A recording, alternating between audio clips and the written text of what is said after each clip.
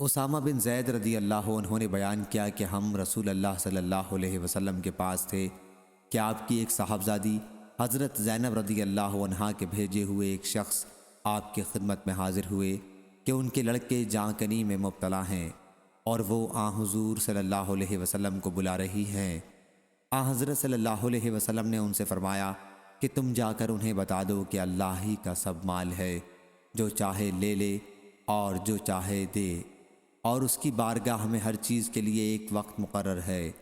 پس ان سے کہو کہ صبر کریں اور اس پر صبر ثواب کی نیت سے کریں۔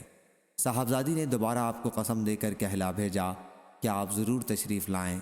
چنانچہ حضرت صلی اللہ علیہ وسلم کھڑے ہوئے اور آپ کے ساتھ سعد بن معاذ اور معاذ بن جبل رضی اللہ عنہ بھی کھڑے ہوئے۔ پھر جب آپ صاحبزادی کے گھر پہنچے تو بچہ آپ کو دے دیا گیا اور اس کی سانس اکھڑ رہی تھی جیسے پرانی مشق کا حال ہوتا ہے۔ یہ دیکھ کر حضرت صلی اللہ علیہ وسلم کی آنکھوں میں آنسو بھر آئے۔